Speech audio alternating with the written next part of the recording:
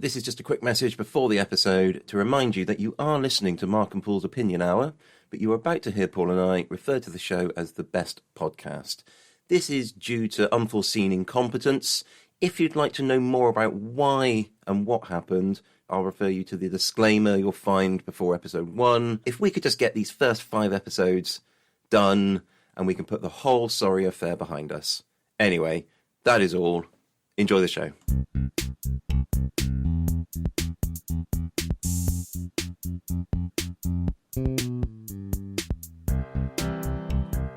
Hello, and welcome to The Best Podcast, a podcast conceived to find the best of everything.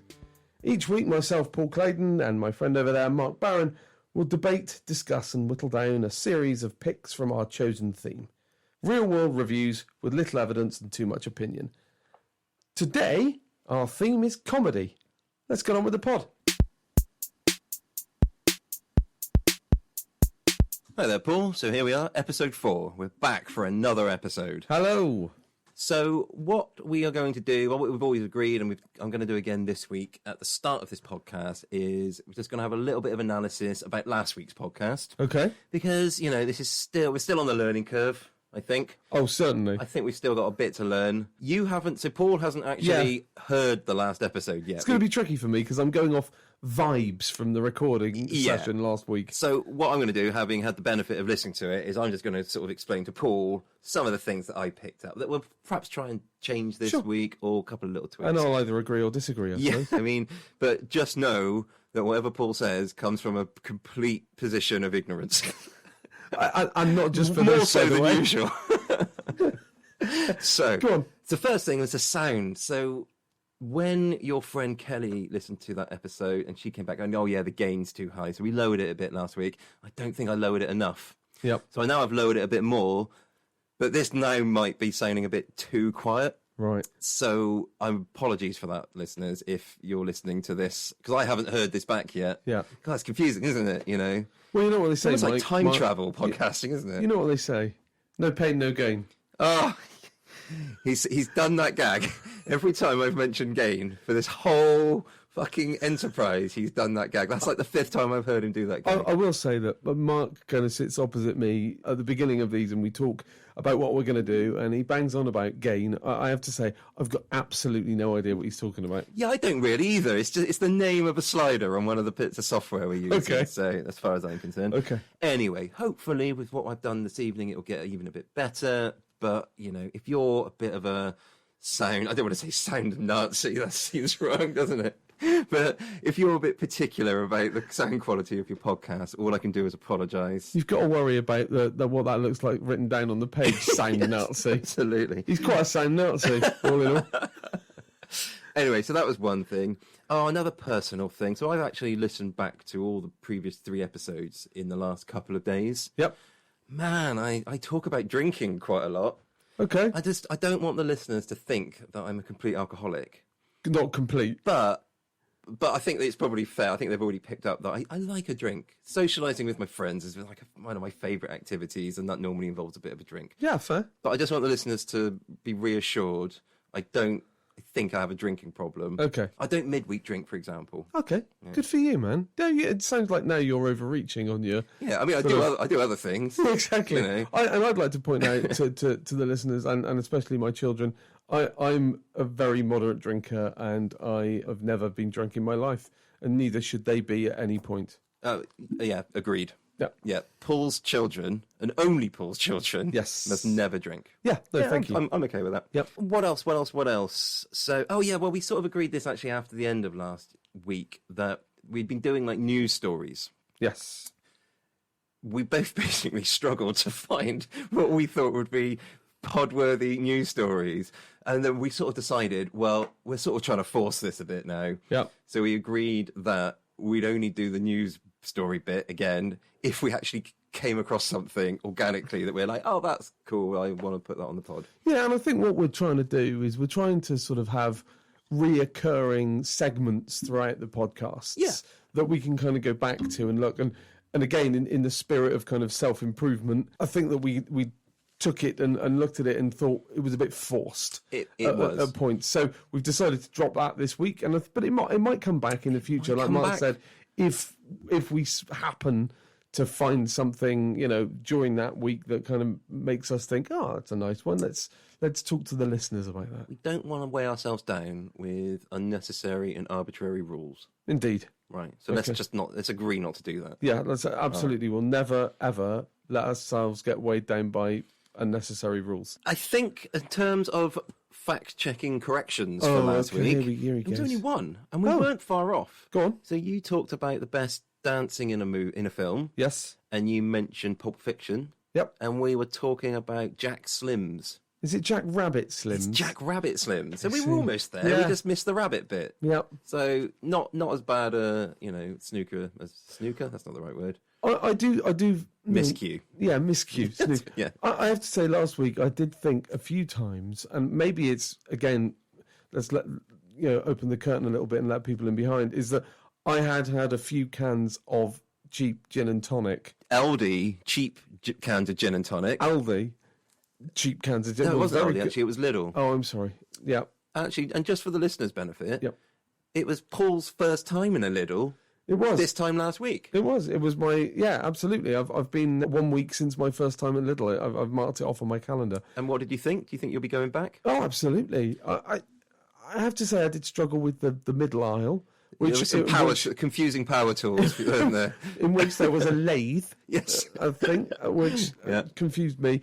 But right by the milk, milk and lathe.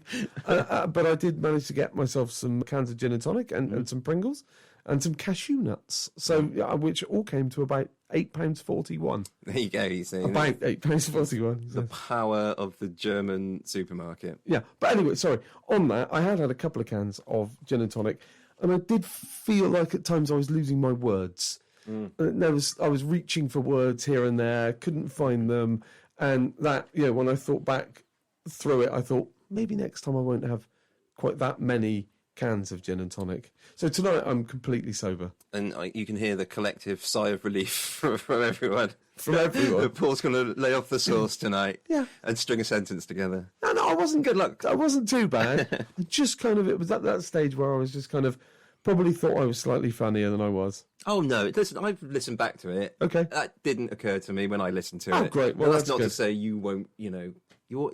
I find one is more critical of oneself. Exactly. Yeah. That's true. And that's it. That was it. Really? From the analysis that's all that I wrote down. Hey, that's not bad. All in all, I suppose one thing that we did at the end of the record, we said what we would do is, and it doesn't make any difference really to anybody how you're listening to it, but we're going to start our sort of recording tonight by doing one of our longer bests, because I think we feel like it kind of gets us into the patter a little bit more than starting with some of the smaller bitty segments.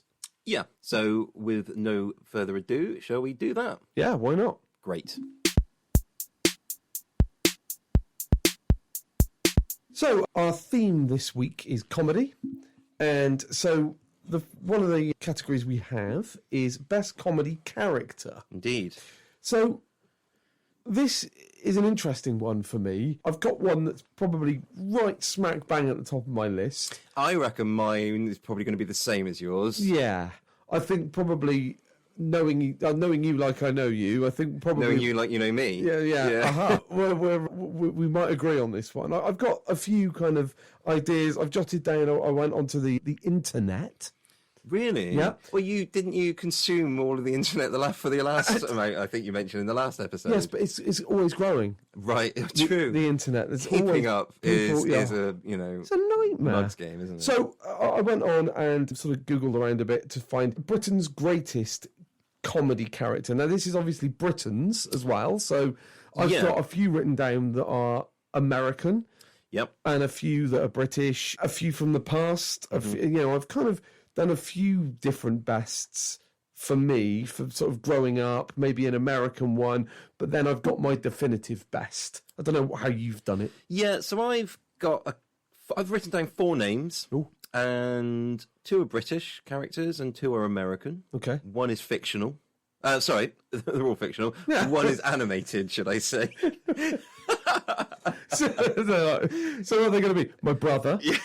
I mean, he's a real character. Yeah, no, one is animated. Yeah. But I've also got a couple of sort of like, we could look at different criteria. So, of course, you could do it across whether it's TV or films, Yep. or as we discussed in the last episode, it could be both in Yes. some cases.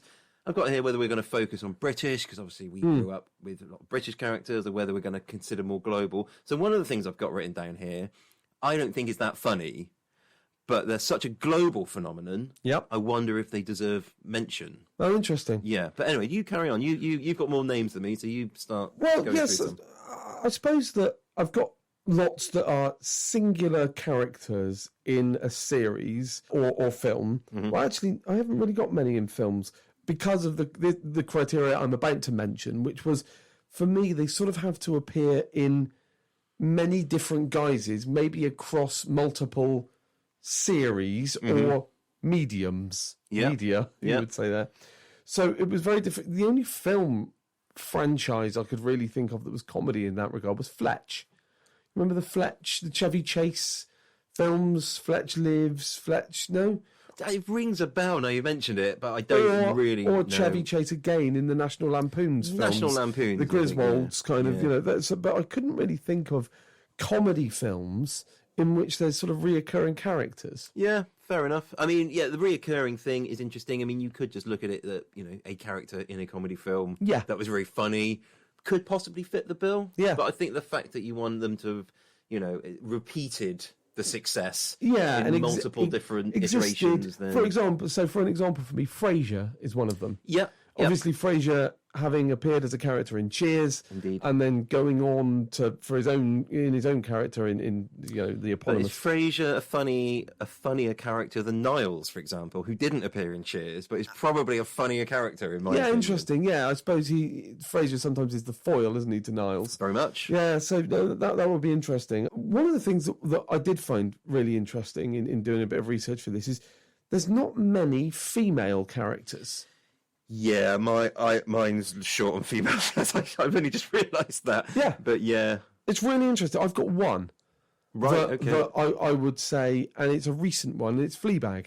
Oh, do you know what? That crossed my mind. But yeah, I think that's a good shout. That's a really good shout. As a brilliantly written, very funny, and again, it started as a stage show, went on Did it? I didn't know that. it was a one-woman show that Phoebe Waller-Bridge did. I mean, she's brilliant. At the National Theatre, and then went on to the BBC series, Right. and a couple of series as well. So a big kind of, success and very funny, well-written character. Didn't she get brought on board for the last Bond film? Or Yes. She punched it up, right? Yeah, and specifically, I think, to write the female characters a bit Right. more rounded. Oh, great. Again, okay. so I found it really interesting that I did, once I'd figured out that I couldn't find any female characters, I did. You could go back to sort of big American sitcoms like I Love Lucy, I Dream of Jeannie, the very kind of old sort of 50s, 60s Yeah, I know what you ones mean. that was centered around those kind of those characters. But recently, 80s, 90s, and into the 2000s, there isn't really many. I mean, and maybe please do write in and suggest any, because Yeah. I'd hate to see that a middle-aged white man. Maybe I've got a blind spot there, but talking to the family as well, they couldn't really think about many. I mean, this isn't my choice, but Yeah, one of the cool. ones I wrote down. So I'm a huge fan of The American Office. We've discussed this in Yep. the last episode. So I've got Dwight Schrute written down here, Yeah. who's probably my favourite character from that. Probably the one I find the funniest. However, I could have easily picked one of 4 or 5 female characters Yes. that were also, play for laughs and are very funny and are in every single season. But probably And- not as rounded as characters. Yeah, maybe. Yeah, probably not as focused on as much. So, Yeah. they haven't had an I opportunity. mean, a to- lot about Dwight, don't we? About the farm and Farm the and beats stuff. and the They're saying that. nose and The characters that are in it throughout the whole time. I mean, there's 9 seasons of it, so they do kind of get fleshed out. Yeah. So every single character, there's not that many characters in it, and there's a ton of episodes. So, That's true. but yeah, you're right. It's Schrute funny, is probably focused on a bit more. So. From the same universe, I've got Michael Scott written down as Oh, one okay. of mine. So an interesting kind of Interestingly, I've never found him or the David Brent especially funny in that. Yeah. It was always been the other. They've actually sort of annoyed me a bit, but I've understood that they're a sort of necessary evil because so much of the other stuff comes off of that. Yeah, absolutely. He's the whirlwind Yeah. that sort of attracts the comedy Exactly. within the series. His antics, Michael Scott's or David Brett's antics, aren't the things I'm normally laughing at. Yeah, You no, know? that's fair enough. Or you're laughing at him rather than with him, which is different. And, again, I had David Brent written down here, but I've always struggled with The Office as a laugh-out-loud comedy. Oh, really? I loved it when it was first on. I found it more groundbreaking and more interesting than I necessarily found it hilariously funny. I mean, I've laughed more at the American Office than I probably ever did, but there was more of a sort of a cringe comedy to the Office. I'm not going to call it The Office UK because it's just The Office. Right, I was a bit confused which one you were talking about. Yeah, sorry. I get it. What you're saying now. Yeah, so that's a few to throw out there. Yeah, okay. Look, on that internet thing I was telling you about earlier on, there's a list from the British greatest comedy characters from the British Comedy Guide, which was basically made up a jury made up of journalists, comedians, Marcus Briggs-Stark, Sally Phillips, and a few other kind of comedy journalists. Okay. And they came up with the real big hitters. The big hitters. Yeah. A list of 7. It was one of these, I think, talking head programs on Channel 4, I think, or something. I'm glad Sally Phillips is still getting work. Yeah, exactly. Good for you, Sally. So, I've got the top 7 here for some reason. Everybody wants to know the big top 7. The top 7, yeah, absolutely. Top 7 is what everybody's asking about. Yep. So number 7 was Rick from The Young Ones. Okay, yeah. Yep. He kind of scared and repulsed me a little bit too much Yeah, to like him. exactly. Yeah. Then it was Fleabag. Yeah. Number 6. Number 5 was Basil Fawlty. Oh yeah. Great. I mean, in my childhood, the family moments watching Fawlty Towers were great. We're watching it the first time it came out, and that was appointment television. Yeah. Back when appointment television was like all television, in all fairness. But, yeah. Exactly. Well, just television. Yeah. Number 4 is Blackadder, Edmund Blackadder. Oh yes. Oh, interesting. Okay. So he was on my list as one across different genres. Or not genres, different series, I should say. Allow me just quickly interject to explain why I thought that was interesting. Is that I've got Mr. Bean. Oh, yes. Now, I don't find Mr. Bean funny and never have done. Yep. But as a global phenomenon. Do. I'm going to... One of those will be right and I will edit it later. But then the problem is my do. Yeah. Anyway, go on. I'm not going to try and say it again. But yeah, so the fact that it's been so successful... And it's because, obviously, there's very little language in it. So you can sell it to other countries very easily. But yeah, I just thought that was worth a mention. I On some agree. levels, it's perhaps the most successful ever comedy character. Yeah. I wouldn't be surprised to hear. No, I wouldn't be surprised. But Commercially, perhaps. Yeah, exactly. If you look at the commerciality of it. Yeah. Absolutely. Number 3 was David Brent. Which I don't know. As a character, maybe. Number 2 was Del Boy. Okay, yeah. I mean, sure. Yeah, no. I mean, it's hard to knock it. And again, used to watch it at home with the family religiously and loved it. Yeah. I don't think I'd watch it these days. I wouldn't go back and watch that, I think, like No, I I would agree. a Frasier, for example, or a Cheers. I think it's very much of its time, isn't it? It's very much kind of dates quite easily. Think so. Yeah. So number 1 I won't say because it's my pick. Right. But I will kind of go through a few of my picks there. So that was the Britain's greatest comedy character list. Yeah. A few of mine, American-wise, I suppose, if I can go through a few of those. Ron Swanson. From Parks and Rec would be a big one of mine. Phil Dunphy from Modern Family. I don't know whether you ever watched. I love the show. He's not my favourite character from No, that. really, he's great. Phil, maybe it's, again, funny enough, actually, thinking about, I mentioned my kids quite a lot, and maybe that's a bit boring. Oh, you identify with Phil Dunphy? Is that what I you're identify with Phil Dunphy. Amazing. I see it. I can totally see that. I can kind of see that cringy sort of father. I've got Homer Simpson. Yes, down well, that there. was the other thing I've written down apart from my actual choice. So I'm out now. You carry on. Okay, yeah, and then so I think, as you were talking about from your youth, the laughing, the thing you most laughed at. I think mine would probably be Norman Stanley Fletcher from Porridge. Oh, okay. Ronnie Barker's character. Yeah, that was quality. Absolutely. I actually saw some of that not that long ago, and the writing in that really stands out. Yeah. It's good stuff, yeah. Yeah, I think it's Clement and Lefrene, I think, is the writers of Maybe, I don't know. That might be one. Watch out, everybody, for the next podcast. Where Oh, I yeah. probably have to correct that that. up, yeah. But yeah, and Malcolm Tucker as well is another one that I've put down from the thick of it as a comedy character. Tell the fuck in, fuck the fuck off. Exactly, yeah. Great. Yeah. Absolutely. But my greatest or best comedy character. Well, should we say it together? Go on. All right, on 3, 2, 1. Alan Partridge. Of course. I mean, they've never put a foot wrong. No. No, some of the canon is perhaps slightly better than others. Yep. What did you think of the film? I thought the film was great. I loved the film. it. Yep. It took a bit of a slating, and perhaps it is some of the weakest stuff in the canon. Yeah, maybe. But it's still really fucking funny. I laughed. That was a good cinema experience, actually. With laughing. Oh yeah, in but cinema. I think that I've got to a stage where actually I did find the film very funny, but I wonder whether that's because I'm just always interested in what Alan's doing now. Absolutely. And they've moved so sort of gracefully along with him, and it's so expertly done in that at any point they could have turned him into a sort of Piers Morgan-y, Jeremy Clarkson-y person, and they haven't. You still sort of root for him at certain levels. Oh, definitely. And the other thing they could have done is that they could have put him into a scenario and kept him there. Yeah. And just done series after series after series, and it would have been, sort of decreasing returns. I think. Yeah, absolutely. But every single new iteration, like it's a couple of really good seasons. Yeah. Like the Knowing Me, Knowing You. Although, was that just one season, or was that 2? I think it was 2 seasons of Knowing Me, Knowing You, I think. There was definitely 2 in the Travelodge, I think. And every new iteration like that. Yeah.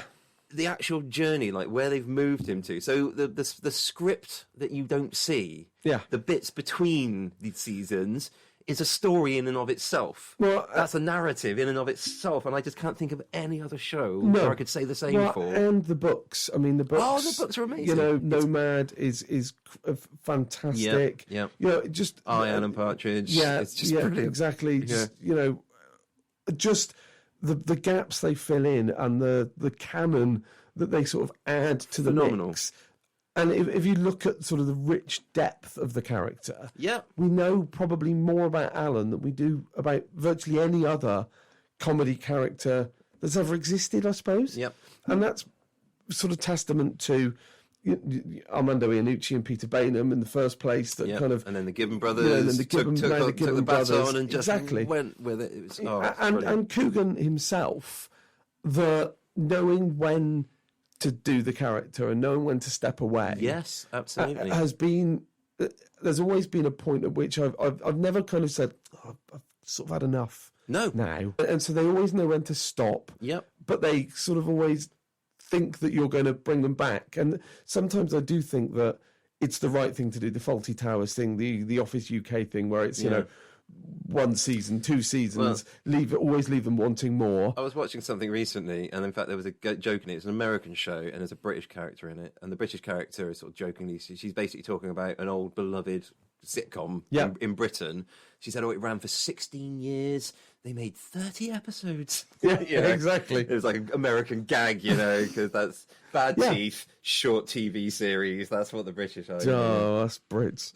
Yeah, so, and that sort of, I think it's testament to the writing in that I think that sometimes the ideas flow away from these people and they think, I can't do any better than Fawlty Towers. And to be honest, maybe John Cleese hasn't done any better than Fawlty Towers. Possibly. And, I would argue Ricky Gervais the same. I know that he had executive producer credits on The American Office, but... Yeah, I kind of like some of his stuff. I quite like Derek. I thought it was pretty good. Yeah, it was okay. Some of those, have been pretty good. Afterlife was a bit... Extras, I thought was actually pretty good. Yeah, it was okay. I thought that was quality. Afterlife is a bit paint-by-numbers sitcom, slightly maudling. I wasn't a big fan. It made me cry, I have to admit. Did it? So if that's an achievement for it, which I guess it is, I guess that was trying. I suppose it is. So it worked for me, certainly. Yeah, fair. But then I'm a big old softy. I'll cry anything. So yeah, I think that I would put forward, and I don't think I'm going to get much argument here from you. I mean, Alan Partridge is the greatest.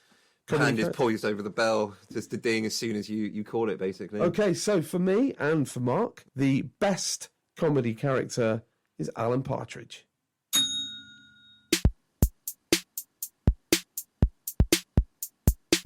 Now on to best thing that happened to us this week. So this is a segment, again, that we're going to do every week. Basically, kind of having a look back at our week. What's some of the nice things that happened to us? What are the best things that happened to us? Take a week? moment to smell the roses. And by roses, I mean, the roses are the nice things that have happened to us this week that are sometimes easy to forget with the constant stench of shit of all the bad things in our week. Yeah. So I think this metaphor's helping, right? So what we're doing is rooting around in shit to find the roses. And then we're smelling that rose. Then we're smelling the rose. And we're writing that down. And then we're retelling that. And what the rose represents, we're saying on this podcast in this segment. Right. Yeah. Yep. No, as long as everybody's got that. I think that... Do you think we could just type that up and have it as an intro for every week? Yes. I think, that's fine. So, once you hit maybe a perfection, jingle made out of it. Could you maybe put a bit of music over that? You could put it on a mug as well. Yeah, why not? Well, I don't think you could put it on a mug. It's too big. A tea towel, maybe. I'll give you. Right, have you got one? I do have one, Go actually. on. I have to admit, I was struggling for one, and then this one suddenly came to me, and I'm like, oh, yes, this is actually a good one. Yeah. So... Okay, I have to paint the picture here a bit. Oh, please. Last year, we went, big group of us, and a lot of couples with children. Yes. All did a big camping trip. Right. So it was in a place near Magna, near Bristol. Yeah. Beautiful part of the country. Yes. Mendips, I believe. Yeah, I think it probably is, isn't it? Mendips. All right, well, that's one we can correct. Yeah. Oh, that's another thing I've got to fucking Google. It's not the Quantox, is it? I don't think so. Anyway, it was a camping thing, so there was a communal barn area which had a kitchen. So actually, it was quite a nice sort of way. And the parents loved it because it was all of their kids were together, so they all had people to play with. Lovely. And it was we were pretty much left on our own. We had the whole area, nice, so the kids could run around. So the parents were just really cool with the fact that they didn't need to know where their kids were, and they all found this a complete revelation because I don't think many of them have this very often. Yes. Even on holiday, obviously, they're looking at... So everyone was really excited that they're somewhere. Now, for the parents, that was great. Lovely. As a non-parent, it was like fucking Lord of the Flies or something. Yeah. And what made it worse is that we were camping. And I kind of hate camping. I've done a lot of camping because I go to a lot of festivals. I did go to a lot of festivals. Too old now. But I am too old for that now. Yeah. And I just find going to bed in a tent the bleakest situation. So here's the thing that you might... Sorry, just to interject, whether you've heard yet, you will have, that I've never been to Lidl. I've never been to a festival. Never been to a festival? Never been to a festival. Wow. Not even just a day one, like in Bristol or something? Like a music festival? Nope. You've never stood in the middle of a park with a load of other people watching a band on an open stage? I've watched a couple of bands. Right, okay, but not a whole festival. Not in a festival. So I watched Pulp in my time, and I went to see Oasis at Nebworth. Oh, okay. Well, that's a good gig. But not a festival. No, not a festival. Anyway, sorry, go on. I mean, you must be a little bit dead inside if you've never done that. Is that fair to say, or is that a bit harsh? Probably a bit harsh. When you say you're not too keen on camping... Yeah. I hate it. So I hate it with a fiery passion. Indeed. So the situation I had last year is I can't understand why anybody would want to. No, it's a cheap way, and I can sort of understand if you've got kids. And so here's the thing. Yes. My camping setup isn't amazing. So it's I've never really invested in lots of niceties with my camp. It's all very, utilitarian. Yes. I've got the tent, I've got a mattress, I've got a sleeping bag. What I've noticed is... You're not the kind of prick that puts fairy lights over the entrance. No, I'm not, but that's what a lot of my friends would do. They bring all these extra lights and stuff. Apologies. And I've always sort of respected that. And I thought, okay, well, that's actually, you're making your space look quite nice. And I think that makes a lot of difference. Anyway, long story short, I was really umming and ahhing. Is it not a bit lipstick on a pig? It's like fairy lights on a tent. Yeah, you know what? I think it is. But what these guys... Still a fucking tent, right? The guys I'm thinking of, they've got a nice bell tent. So that looks quite charming, and they've got all the things, and then they've bought they bring loads of rugs. I know exactly who you're talking about. Who do you think I'm talking about? I know who you're talking about. Go on, you're talking about Ben and Zia. I'm talking about Ben and Zia. Go on. And it's more Zia than Ben, to be honest. Yeah, I got that. But theirs does look nice, and they bring loads of nice and blankets and rugs and things, and it's nice. Yes. And I just don't have that. So when I go to bed, especially, and we wake up probably a bit hungover, drinking. Lovely. And then, of course, you've got kids running around like it's fucking Lord of the Flies. And there were times last year where I just was not enjoying myself. Yep. So this year, they're going to do it again. We've had the WhatsApp group going round. And I've been a bit quiet on it. Because actually, I'm not sure I'm going. Keep your powder dry on that. I'm not sure I'm going. Well, so because of the kids? No, because of the camping more than anything, to be honest. Well. But here's the thing. I realised that they do other sort of accommodation. And actually, last year, near our bit, there was like an old, like big static caravan. Oh, okay. And I went on the website, and you can rent that. So actually, for not that much, I mean, the difference between what I would pay to camp and what I'm paying for this caravan is I would pay three times that. It's only 7 times more. Yeah, it's not. But so I've booked that, and now I've gone from I'm not sure what I'm going to do. If I don't go, I'll regret it. If I do go, I think I'll seriously Now I've got this caravan, and it's not even that nice a caravan. Yeah. The fact it will have a bed and a toilet, and it's my own space. So here's the thing I would be worried about, given my propensity for catastrophism. Is that a word? Is that what I'd be thinking now is that's all well and good, but if it pours down with rain, I'm going to have all these pricks in the caravan. No, because everybody's coming into that caravan with me. Yeah, everybody's going, oh, Mark, can we just play cards in there for the afternoon? Yeah. Oh, can I bring the kids along? The kids are in there. It's like a bloody youth club in there now. They've put a foosball table in there before you know it. Right, it's just, honestly, it's a nightmare now in my head. That's a very funny little riff, granted, but unfortunately, as I mentioned earlier, there's a really big communal barn thing that we've got, which has foosball in it, incidentally. Oh, cool. So this is glamping. That wouldn't happen. Okay. If it wasn't for that, yes, I'd be very concerned about that. Okay. I did actually mention on a thing about just keep your damn kids away from my caravan. Oh, lovely. A little jokey. And, well, you know, keep your kids away from my caravan. And they said, oh, they're going to send them like up to knock on my door anyway. And I'm like, well, I hope they get on all right with the traps. Nice. And we realised that if I set traps to keep kids out, basically it's a classic reverse Home Alone scenario. Oh, lovely. Yeah. Yeah, nice. Yeah.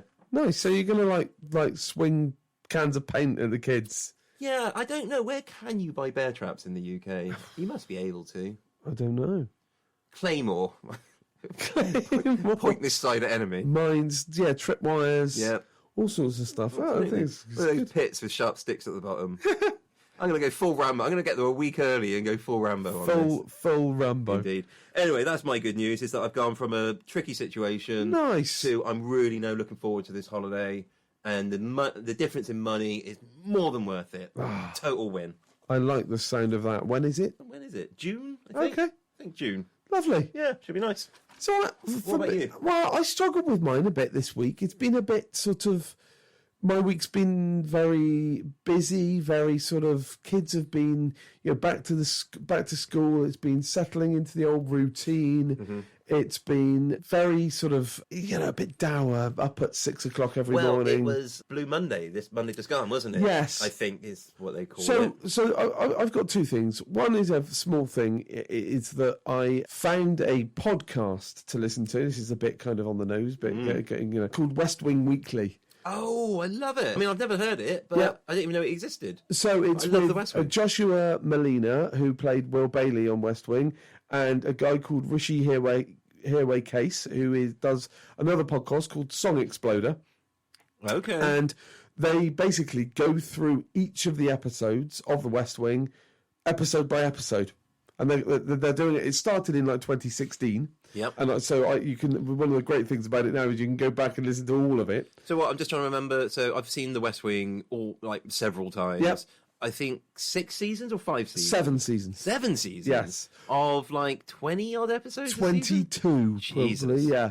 But they knock it out in the actually, States, only 4 seasons are pretty much worth it because they're the ones that were written by Aaron Sorkin. The last 3 seasons, he kind of fell out with the network and then they got somebody else in to write it. I didn't realise. And he's kind of disavowed those 3 seasons. Right, I see. Okay. But yeah, so I found that and it's great and it's really good thing to listen to. It's about an hour. Mm-hmm. I put it on. I'm watching The West Wing at the moment with my son, my eldest son, who really loves politics. Great. And we both love it together. And we listen to the podcast, and there's some good stuff on there. Cool. The second one is that the company I work for on a day-to-day, but yeah, you'll be surprised to know I don't do this for a living.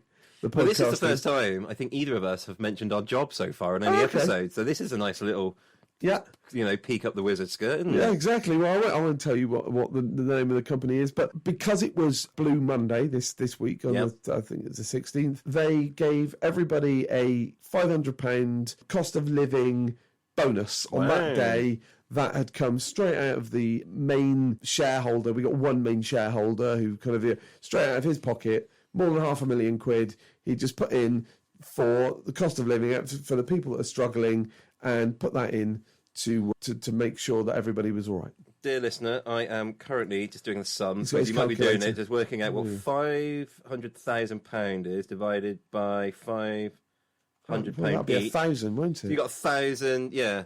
Wow, I mean, you need a calculator for that. I didn't know I was using a calculator. I might have been doing that in my head as far as the listener's concerned. You dick. Ruining the magic. Wow. Ruining the magic. Literally got a calculator out to divide 500,000 by 500. The clue is literally in the number. You may be amused to hear that. No, actually, I'm not going to say what I do for a living. Don't. The client might listen to this. Oh, God. So, yeah, I thought it was a really good thing, a nice thing. That is a lovely thing. Yeah, absolutely. And some people really need it, and it was a great thing to do. So that's my favourite, my best thing that happened this week. Great. I think that we've both had a little bit of magic dust sprinkled on us this week then. I think so. I think it's been a good week, and I hope that you listeners at home have had... just take a little bit of time to think about the best thing that happened in your week. Absolutely. That's such a good point. We should put that into any kind of spiel that we do about this in the future. That's what we're trying to do. Yeah. Make it sound like that's what we're thinking about the whole time. Because it's not all wading through excrement to find rose. Is that what I'm going to have to go back to?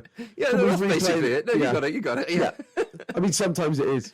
Just saying. And if it is, don't worry, next week there might be something better. There might be more roses than excrement. Exactly.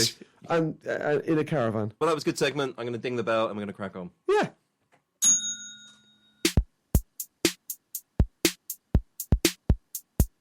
Time now for quickfire bests on our theme this week of comedy. It is my turn to ask the questions, and I'll be putting 5 quickfire best questions to Mark. He's not seen these questions, not heard. We haven't discussed it, have we, Mark? No, not at all. Exactly. I mean, I begged and begged and begged, and you just wouldn't tell me any of them beforehand. Honestly, the emails I've had this week, the WhatsApp messages. Oh, and I don't really have your kids, by the way. Okay, just FYI. Hey, you're welcome to them. I'd been drinking when I sent that, so I apologise. Take my wife, please. Please. Okay, so here we go. Ready? Yep. Okay, here we go. Best 1980s comedian. Ooh, now then. So I'm going to have to come at this from what I found funny as a child in the 1980s. Yep. Who did I find funny? Oh, I used to really enjoy the Russ Abbott show. And it had Les Dennis in it as well. Yeah, Dustin G for a while. Yeah. Oh, who's Dustin G? It was Les Dennis and Dustin G who were like a comedy partnership. Right. Dustin G then died. Oh, did he? Keep it light, Mark. Come on. I'm so sorry. I had no idea. But yeah, so too soon? I mean, I just want to stress though. Yep. I don't think I would find it funny if I watched it back now. But at the time, I enjoyed it. It's funny, when I wrote this question down, I kind of thought it could be taken quite a lot of ways. The cool comedians of the Eddie Murphys. This is quick fire. There's no time. Yeah, exactly. There's no time for all the deliberation. Mine would have been Bob Monkhouse. Oh yeah, Bob Monkhouse actually, because anytime I hear some jokes, he was like the one-line king, wasn't he? Maestro. Yeah. Okay. So anyway, on next, best comedic book. Oh well, we mentioned. I mean, Alan Partridge. Yes, I really enjoyed. I'm sorry to have brought it up again. Let me see if I can think of a better one. Did you read that, or did you listen to the audiobook? I read it. No, I listened to the audiobook. Oh, right. Okay. And it gives it. And I read it. Gives it a completely other dimension. I have listened, and this is apropos for the theme this week. I once listened to all of it in a car, the audiobook, on the way back from the Edinburgh Festival. Oh, interesting. Our friend Darren and I coming back. And he'd done this thing where he'd like rented out space in his car to random people, sort of, which is like an online sort of service you could do. Nice. So there was 4 of us, and nobody was really talking. I think everyone had a bit of a heavy week at the festival. Yeah. So we all basically sat in silence for 9 hours and just, I think, all enjoyed, because we were all laughing, just listened to the audiobook for, so that was good. Nice. Go Great. with that. Okay, it's good. Mine would be Roger's Profanosaurus, the Viz. Oh, I used to love Viz. I got it when I was, I think, probably 17 or 18. Yeah. And it just provided me with, kind of miles and miles of smiles. The Viz top God, I'm sorry about tips that. is some of the best writing I think I've ever... I mean, I haven't read him for a long time, but when I used to in my teens, and fuck me, that used to make me laugh a lot. It's still good. Still stuff, strong. Good stuff. Next, best comedy gig you've ever seen? Well, this actually alludes to something we might be talking about a bit later, but I'm just trying to think if I'm not going to step on my toes for later on. Oh, yeah, maybe. Or earlier on, depending on where this makes the edit. Where this comes, this is it, because of editing magic. Exactly. I get it. So maybe if you just say what it is, and then you just make sure we put this after we've done the best stand-up comedian. Oh, that's really fucking with my head, though. I don't really understand. Again, podcasting is like time travel, and I'm not sure I like it. It isn't actually like time travel, though, is it? It's a bit like time travel. So now I've put pressure on you to put it later on in the edit. What I mustn't do is touch myself. That's the main thing I think I remember from time travel. So you never touch yourself when you're traveling. You shouldn't touch yourself anyway, because you'll go blind. Listen, it's a podcast, they can't see. Okay, fair enough. Right, best comedy gig I've ever been to. Oh, well, I've been to Edinburgh a few times. What have I seen that I really liked? Loads of stuff. I can't remember the name of the tour, but it would have been Stuart Lee. Okay. I've seen Stuart Lee a few times, and when he's on form, that's quite a thing to see for sure. Absolutely. Right. Next, best comedy song.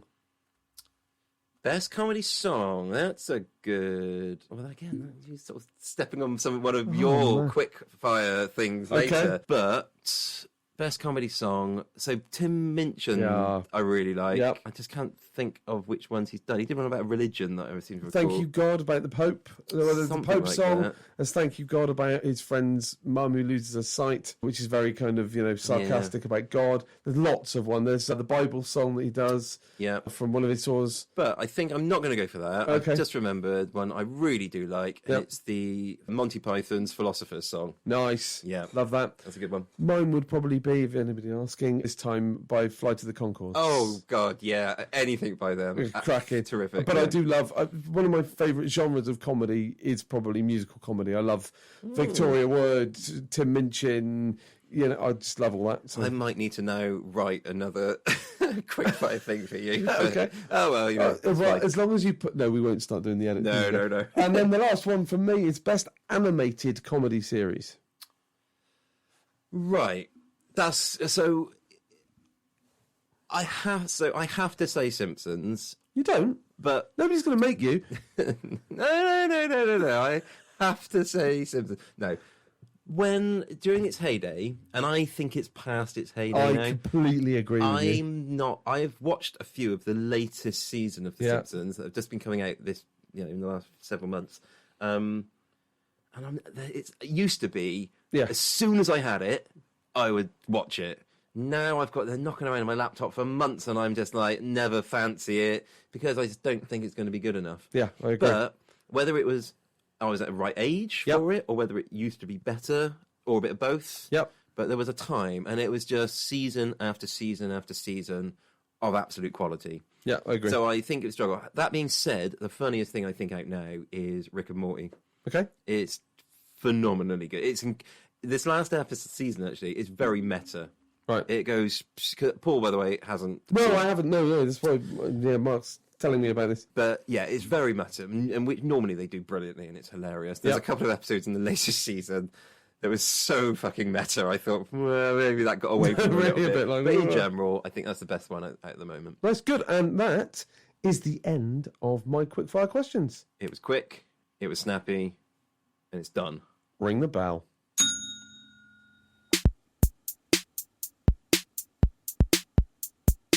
We're on to the next segment now, and this is the new segment that we've done. I think, hopefully, that people would have enjoyed it in the last episode, but it's the quiz round. Yeah, I enjoyed it. Yeah, I enjoyed it as well. Yeah, exactly. So I texted my brother shortly after we agreed what this week's theme was, and he got back to me within an hour. Thanks, Neil. With these questions. So, yeah, again, thanks, Neil. Great friend of the pod. Right. We agreed last week, relative of the pod. Sorry, absolutely right. Okay, so this week's quiz is Tommy Cooper jokes. Tommy Cooper jokes. What's the punchline? Oh, love that. Here are 5 Tommy Cooper jokes. Yep. I'll give you the feed line, but what's the punchline? Nice. Okay. So we're, again, because I can't look at the answers until we're done, we're going to do all the questions first. Yep. Paul and I are going to write down our answers. With a pen and a paper. With a pen and paper. Yep. Real analogue stuff. Yep. And then afterwards we will read out the right and see how well we do. Absolute podcast gold. Indeed.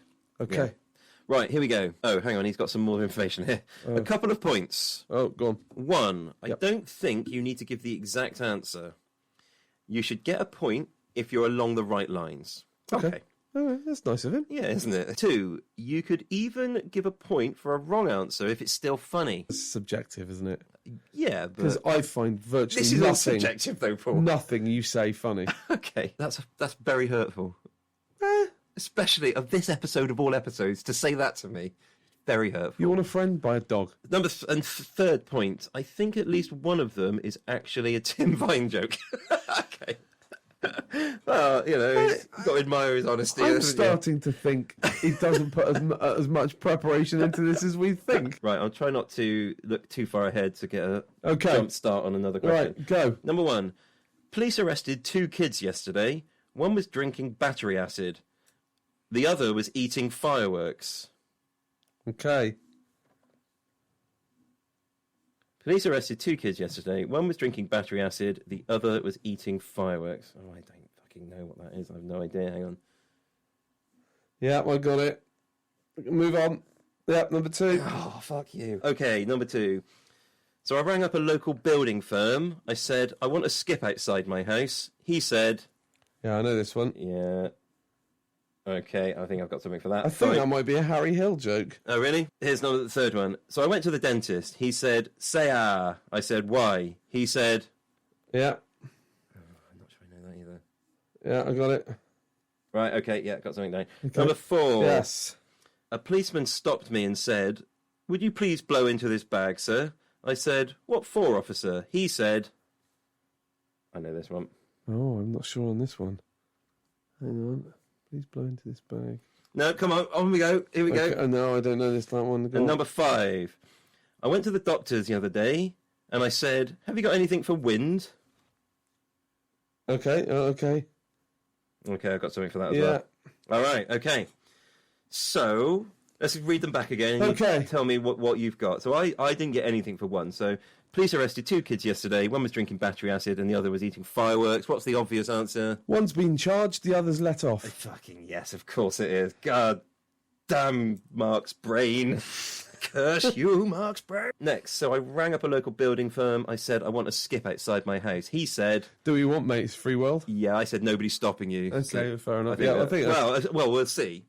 Yep. Because we haven't actually checked the answers. Oh, I thought we've... Okay. Oh, hang on. Well, I haven't got the answers up. Hang on. Unless he's got the questions. And the answers in the same one. Yeah, hang on. Oh, bloody hell. It's good to see we've done an awful Trying lot of to, preparation for this segment. Mark is now scrolling through his iPhone. Yeah, keep talking, Paul. Trying Keep talking. to Keep go backwards him and keep him forwards. entertained. Oh, here we go. I got it. Here we go. Yes, we have. Okay, fine. So Ah. I rang up a building firm. Yeah, so the charge and let off was right. I'm not stopping you. I think we both get a point Yeah. for that then. So I went to the dentist. He said, say ah. I said, why? He said, My wife's just died. oh, well, I've put my dog's died, Oh, which is correct. okay. But I think that's in the right. Unless I do get more points for getting it exactly right. No, I don't think that's not what it said at all, was it? Fucking hell, right, okay. A policeman stopped me and said, would you please blow into this bag, sir? I said, what for, officer? He said, I don't know this one. I've got this right. My chips are too hot. Oh, love that. Lovely stuff. And finally, I went to the doctors the other day and I said, have you got anything for this wind? Oh, so what have you got? Oh, hang on a minute, because you said, have you got anything for wind? Oh. And I said, have you tried Oh, no, baked sorry, beans? it is. Have you got anything for wind? Yeah, sorry. I said, yes, have you tried baked beans? Well, I bet it's kite, isn't it? It Presumably, is. So yeah. I've written down, so he gave me a parka, like a wind coat thing. Oh, yeah. But I don't think anybody gets any points there, do they? no. I mean, especially the listener. Exactly. Nobody wins that. there. Least of all, the listener. Absolutely. Okay, so I think I got 3 then. I think I also got 3. Oh, it's a draw. Yeah. Right, so that's like just nil point, I guess. Has Neil done a tiebreaker? He hasn't. Oh, what's the point? Oh, well, I'll make a note. I mean, genuinely, what's the point? Next time, do a tiebreaker. I mean, first of all, there's all these wishy-washy rules that have come across all of a sudden. Yep. And now there's no tiebreaker. I mean, I don't want to give him more work, but at the same time, I'd like to give him more work. Yeah, so it's right, I've written it down. Thanks. I'll be having words, don't Thanks, worry. if you could. That'd be great. Well, I'll get him whipped into shape, don't you worry about Thanks. that. Well, excellent. Well, in all seriousness, Neil, thank you again for that. Really appreciate it. That's a good segment, I think. yeah, do better next time, then, Do Neil. better next time, Neil, but still, I think it's got the makings of a good segment. I did like it. I did like the format of the So joke. far, he's done 2 good punchline. ones so far, hasn't he? has. It's a bit out of left field. Oh, I'd like it. Yeah, he's a good quizzer, is my brother. Yeah, well, relative of the pod. And just to recap, it's still 1-0 to me. Well, no, it's 1.5. If we're doing it like a Ryder Cup, We're not doing that. presumably, No, we're not doing that. like 1.5 half. No, I'm not. That's just work. We can just, like, it's So negates I get itself. nothing. You get nothing at all. You're still on nothing. 0. You're on 0. But I got just as many points as you did. I'm on keeping the score in my head, and that's just how my head. It's in my head. It's already genuinely not my fault that your brother is too lazy to do a tiebreaker. there. That's assuming you would have won the tiebreaker. You're let's lucky it's not assume. 2-0 in my head. Anyway, that was a draw. Ring that the bell. That was a good quiz. I'm ringing the bell. Ring the bell.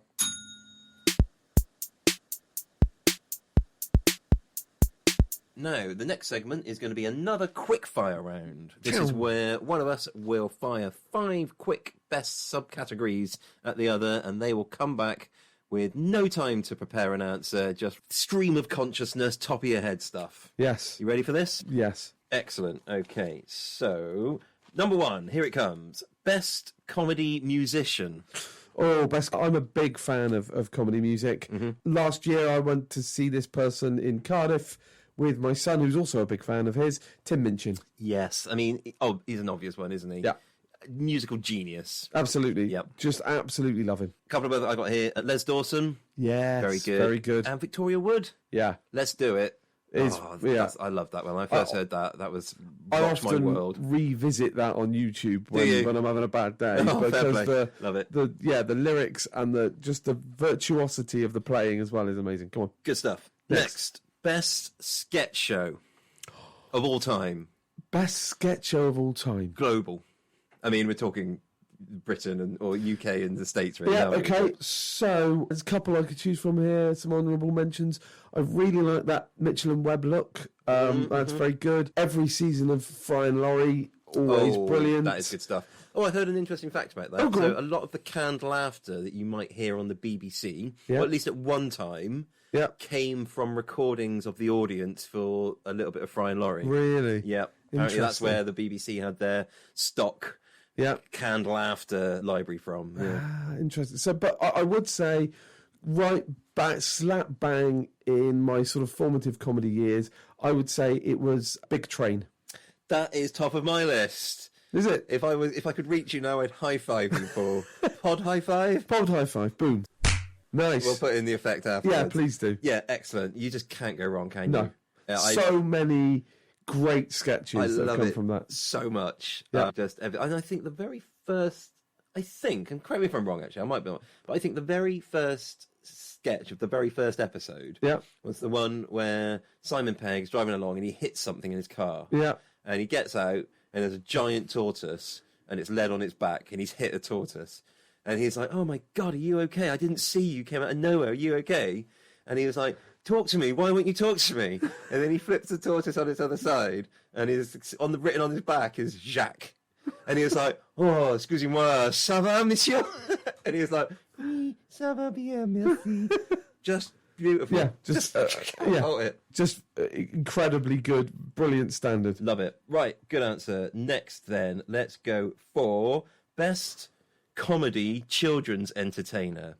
And I'd be interested to know from your childhood or as a parent of children now. Oh, okay. And how they compare, perhaps. Oh, so from when I was growing up, oh, God, I don't think there was huge amounts of good. So I was thinking the Crankies. Oh, yes, of course. Maybe even... It was a bit creepy, the Crankies, wasn't it? Yeah, it was. Yeah, that was his wife. Yeah, well, yeah. I mean... Who? The guy dressed up as a schoolboy. You don't want to scratch too deep beneath the veneer of that, do you? No, don't Google the Crankies, everyone. I have heard, and I'm sure this is apocryphal, but I've heard that they were quite well known for, like, swinging and stuff like that. Will we have to have the lawyers look up over this? Yeah.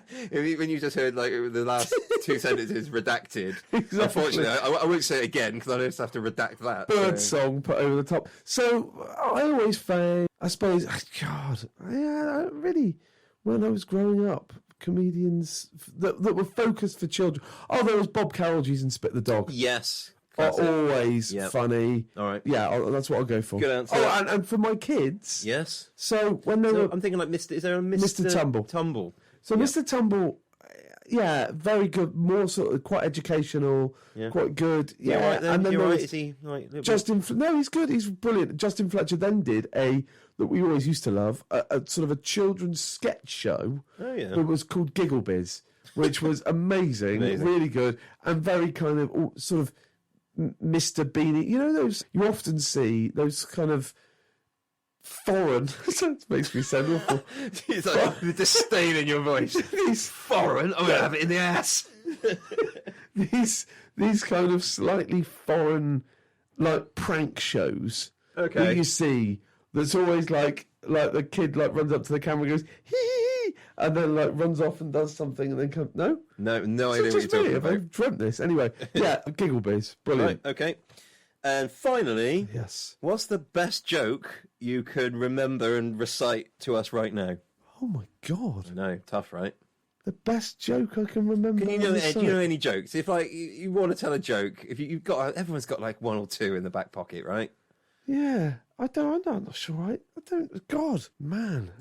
You can make one up. I'm normally all right at jokes. Yeah, you're a funny guy. I'm amazed that you just haven't not able to reel off a load. Completely blank on jokes. No, I can't do it. Well, have you got one? The one I always go to, because it's very hard to remember lots. Yes. But I've got one. If someone says, tell me a joke, this is the joke I would tell them. Yes. Guy goes for a job interview. Yeah. And the interviewer says, what's one of your biggest weaknesses? Yeah. And the guy says, I can be a bit too honest sometimes. Yeah. And the interviewer said, I don't think that's necessarily a weakness. And the guy says, I don't give a fuck what you think. That's a decent joke, right? It's a decent joke. Usually goes down well, you know. I've got one. So see, that's what you need, isn't it? You need a little bit. So Dr. Schrodinger is driving along in his car up the motorway. Yep. And he gets pulled over by the police. Yeah. And the policeman sort of pulls him over and says, you know, you were speeding. And Dr. Schrodinger says, yeah, I'm really sorry. I think I'm okay. I'm sorry, officer. So I'm going to have to search your car. And Dr. Schrodinger, okay, go on then. So he sits there for a bit and waits. And the police officer opens his boot and goes into his boot and rummages around for a bit and comes back to the window and says, did you know you've got a dead cat in a box in your boot? And Dr. Schrodinger says, well, I do now. Okay. Right. Yep. Got it. Yep. Thanks. It's quite a high brow. That is pretty high brow. One just came to my head, I don't know. It's not the funniest, is it? I was just trying to add up how many I've asked you so far. I can't remember if that's 5 or 4. So hang on, that's 1. So I asked you best musician, best sketch show, best children's entertainer. Oh, I got one more. Oh! So... Awesome. Let's go... Oh, here we go. Best comedy podcast. Oh, interesting. I mean, present company excluded, obviously. Of course. Yeah, no, we've got to think mine would be, for a consistently good approach, I think it would be Off Menu. Oh, with okay. James Acaster and Ed Gamble. Nice. I'm a big fan of it. They get really good guests. It's a good format, isn't it? Yeah, it's a great format. I'm really jealous. When we were trying to think about doing a podcast, that was obviously like the sort of prototype that we kept coming back to. Like, yeah, we want something with a hook, and there's some sort of, you know, we do the same format and things like that. Yeah, and, they're super funny. They're good at what they do. They get some good guests. I like food. I'm a foodie anyway, so yeah. We've got so far to go until we could attract the sort of guest that you need to be able to do something like that. It's absolutely true. We'll get there, buddy. We will. We just keep plugging away. That's the, you know, maybe. But what I worry about is that kind of with our kind of continual improvement, we get a guest on one week and then we kind of go, yeah, they weren't too brilliant, so we need a better guest next week. You're just like, oh god, did you see their mic technique? Yeah, God, what an amateur. Honestly. Yeah, maybe. Yeah. Good stuff. Thank you. That was Okay. good quick fires. Nice one. So with that, I think I'm going to ding the bell and on to the next segment. Boom.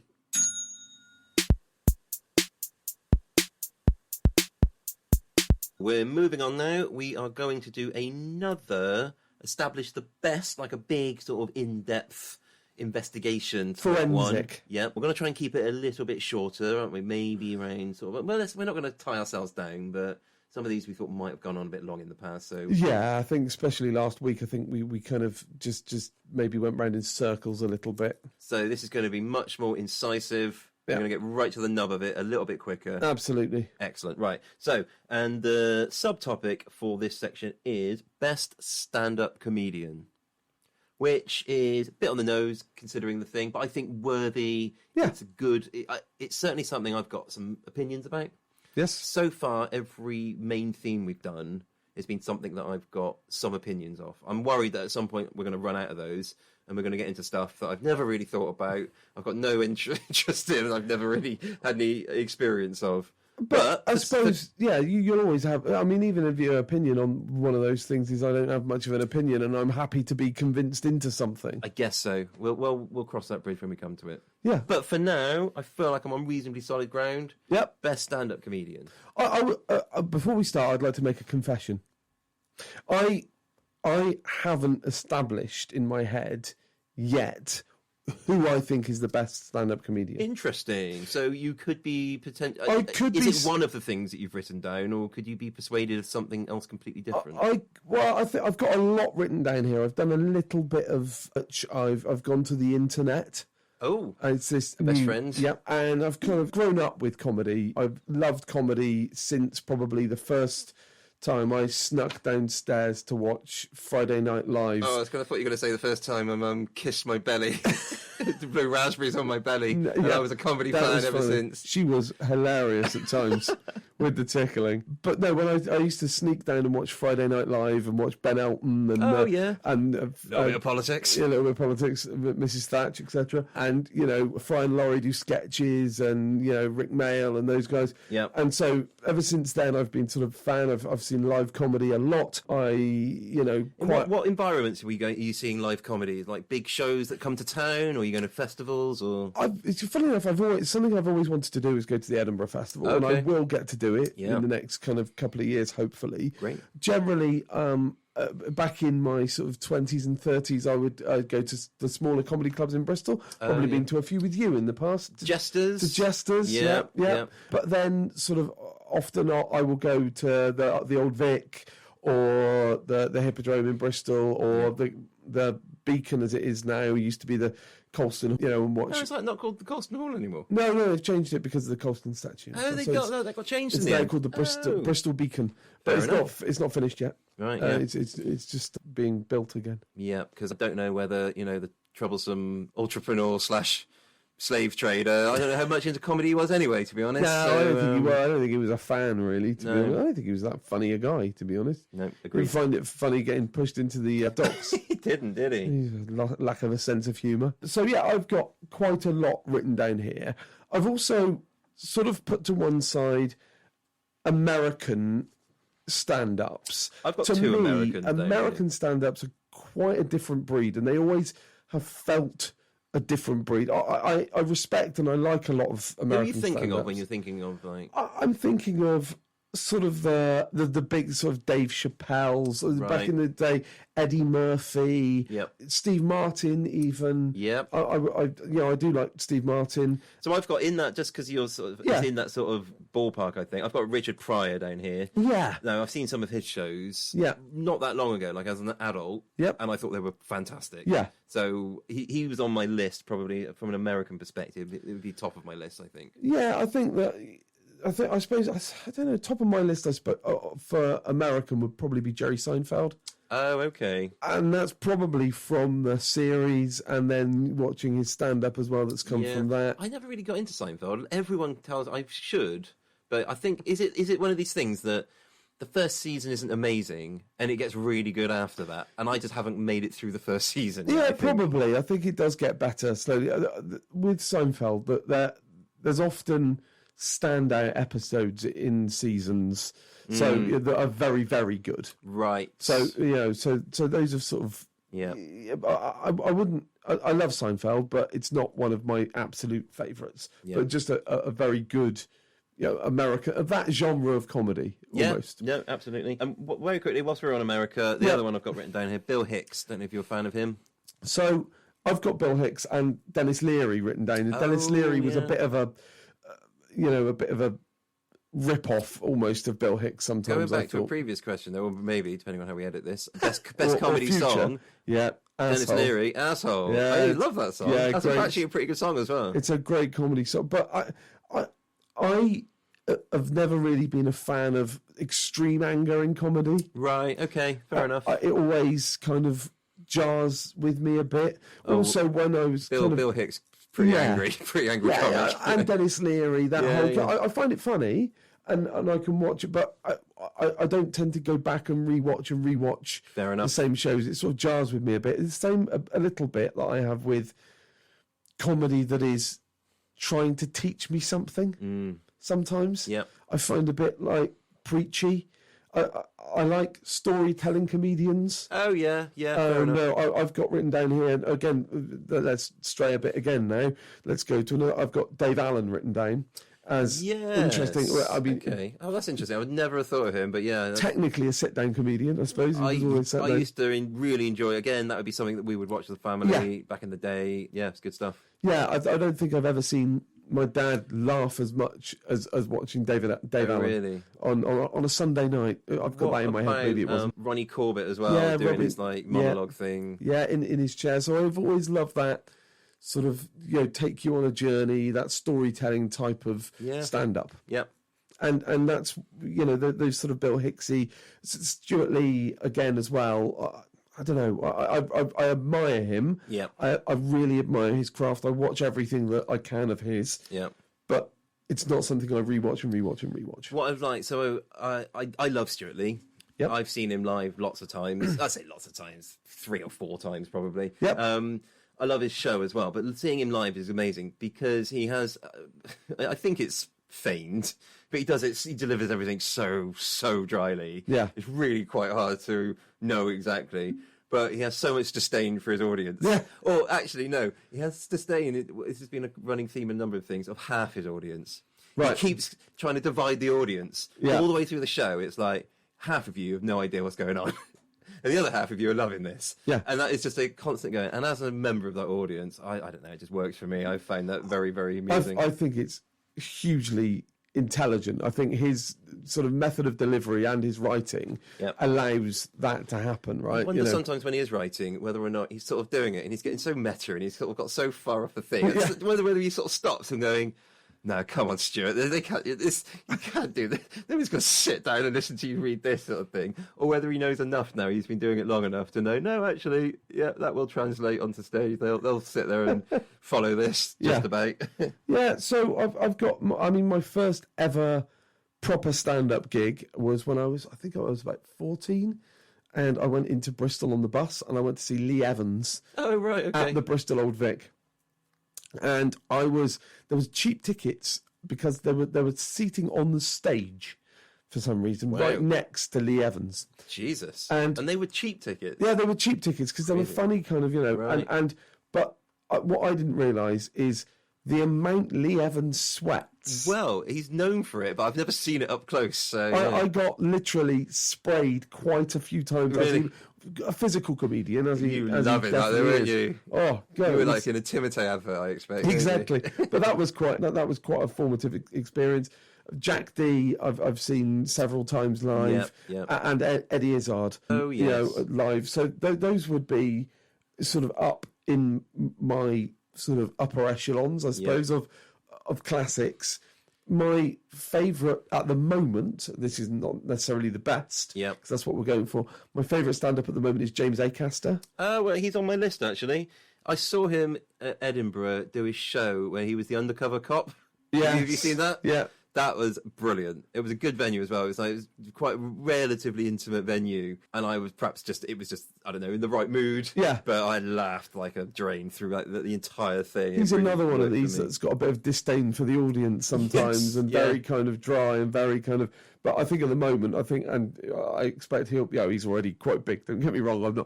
I'm not tipping him for success. Well, he's also a pretty successful podcaster as well. So he's like direct competition. That's true. Can I change pace ever so slightly here? Please do. I feel like I've been speaking a while. Noticing is that pretty much, not exclusively, but we've pretty much only mentioned white men so far. It's a very good, very, very good point. And I just no, to be fair, we've mentioned Richard Pryor and Eddie Murphy and Kevin Hart and true. Dave Chappelle. And Dave Chappelle. True. So thank you. Yep. All right. Yep. Absolutely. But actually, no women. No women. Yep. So I just wanted to address that and redress that. Go on.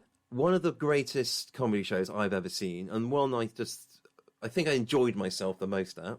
It was. Have you heard of Machynlleth? It's a comedy festival in Wales, like West Wales, I think. I haven't. No.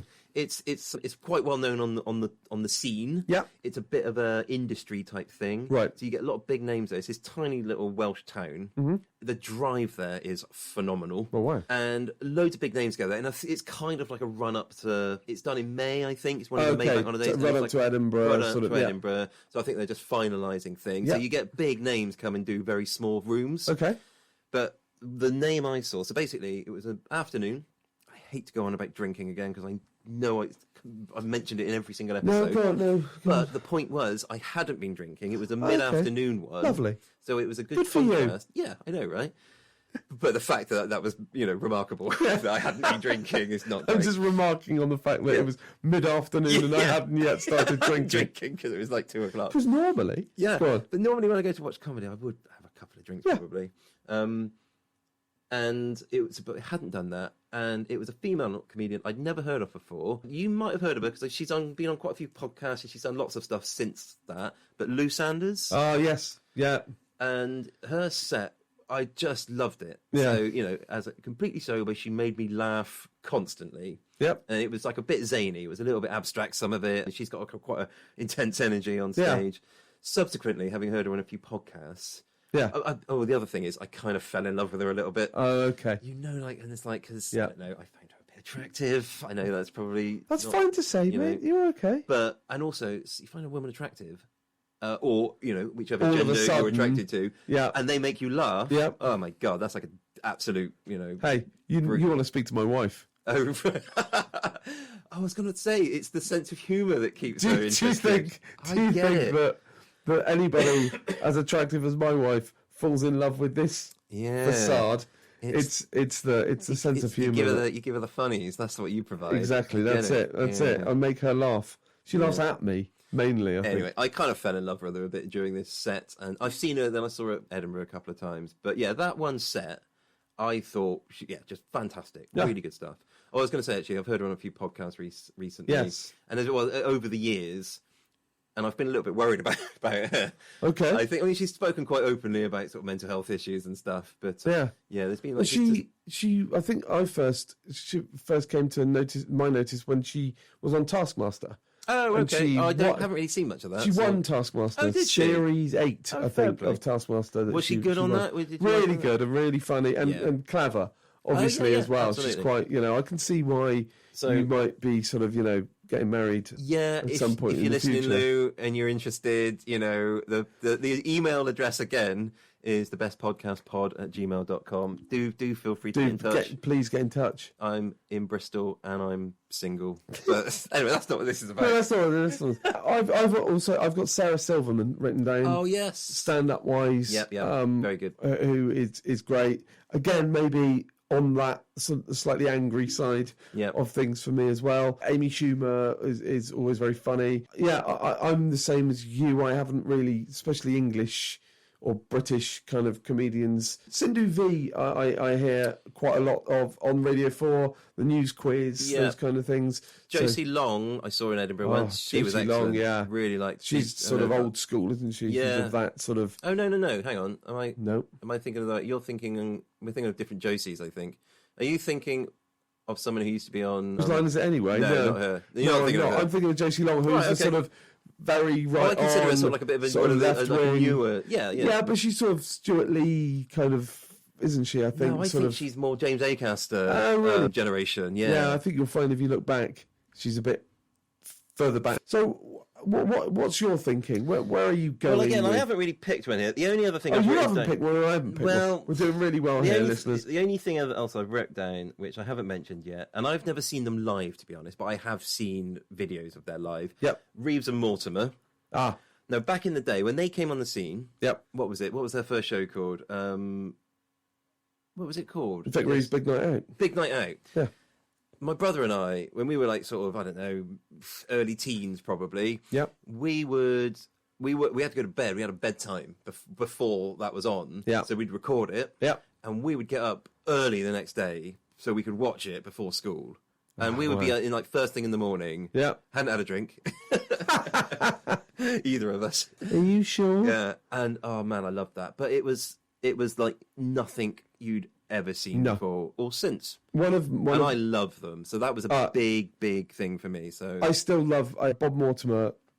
Everything he does, everything he's on, I watch. Have you ever listened to his podcast, Athletico Mints? Yes, a lot. Now, it's hilarious. I've got a friend of mine who loves it and he listens to it religiously. I've tried to dip into it and it's completely impenetrable. Yeah, there's so many in things around.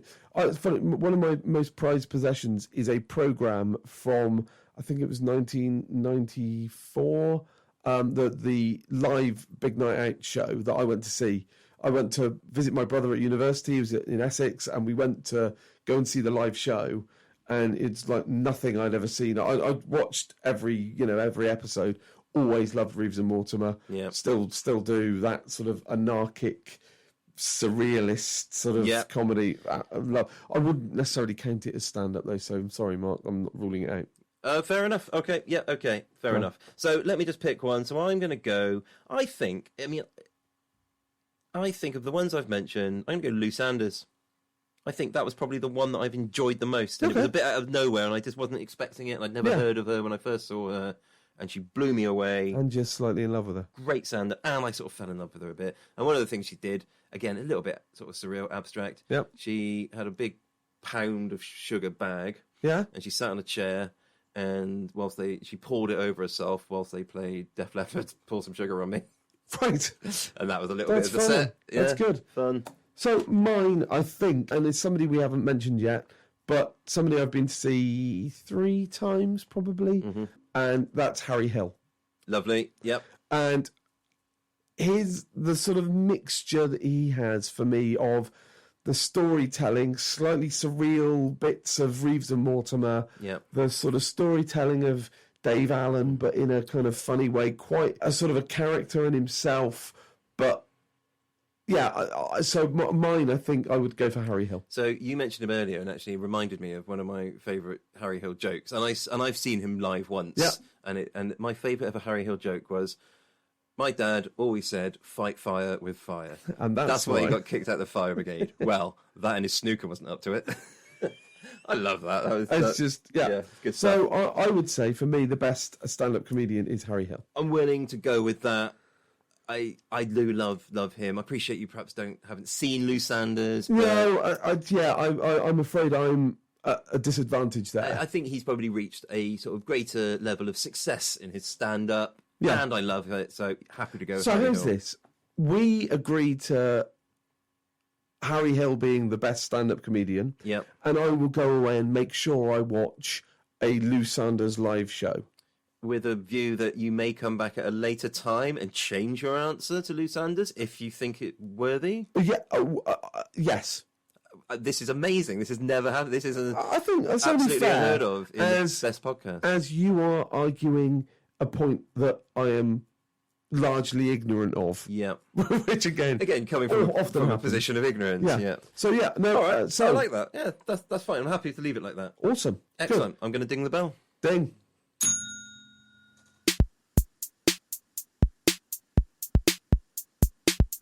That brings us to the end of this episode.